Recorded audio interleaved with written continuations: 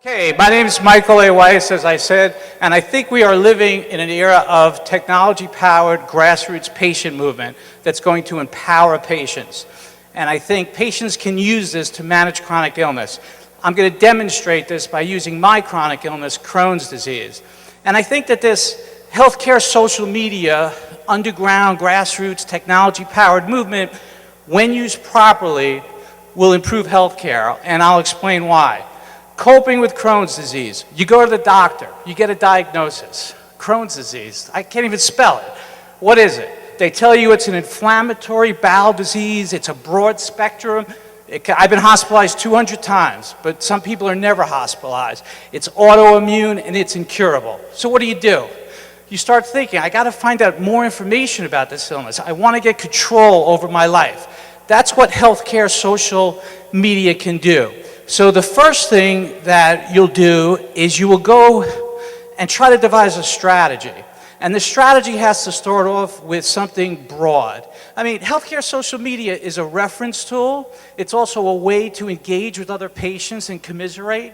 It's also a way to just hang out with similar souls. You can sort of learn from other people. So to effectuate this strategy, the best thing to do is to diversify the different healthcare social media platforms that you use. Start broad and narrow. The broadest way to start is Wikipedia. Not saying it's the greatest thing in the world, but you type in Crohn's disease, it's a really good starting point. You get a lot of keywords, a lot of buzzwords, a lot of diagrams. So you begin to understand what the illness is all about and sort of what you're facing. But you also want to think about technology, because in addition to going broad to narrow, you want to have technology work for you. And there are ways to do this, and I point these out in the subsequent slides. But before you do that, there's always an organization, like a nonprofit, that's sort of dedicated to your particular disease. In my case, it's the Crohn's and Colitis Foundation, the CCFA. So you go to the website. It is a healthcare social media platform. You learn more about the illness. And then you go to healthcare portal websites. Like if you have a question, you go to WebMD, or you go to the Mayo Clinic site. You could even have social networking at the Mayo Clinic site. So by now, you're building up sort of like a fortress of information, and then you find out about Yahoo groups. You could set it up with technology so that every day you get an email from this group called Living with Crohn's Disease. Every night I get like 20 emails, people pose questions, then the next day you answer them. And then you could set up a Google alert for the word Crohn's disease. So again, every night you'll get digested emails where you'll get news, web results, every time the word Crohn's disease appears.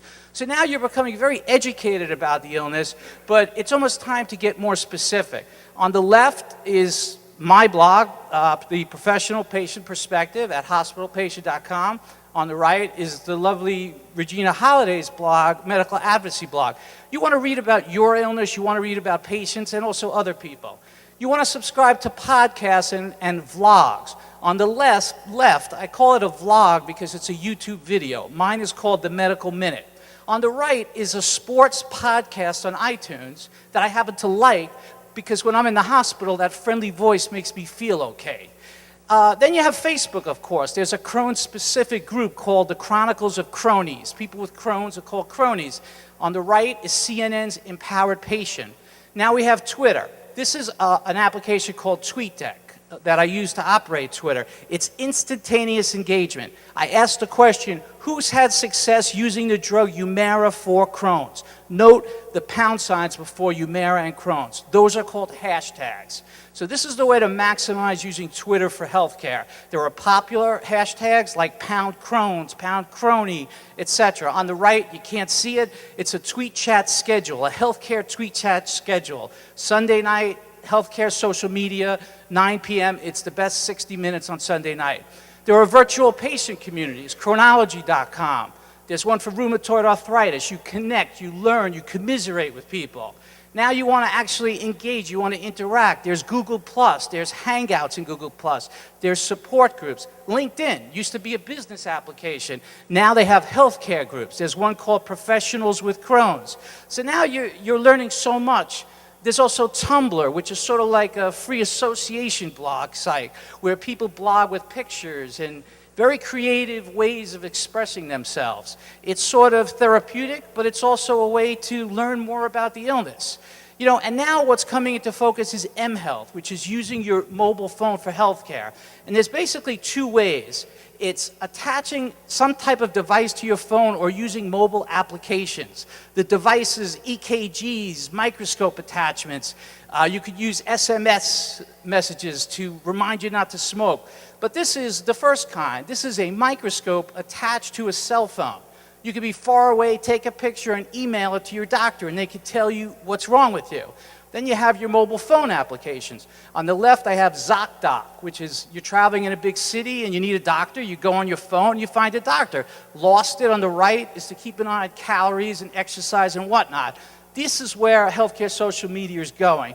So the result of this grassroots movement is that the patient becomes an empowered and an assertive patient.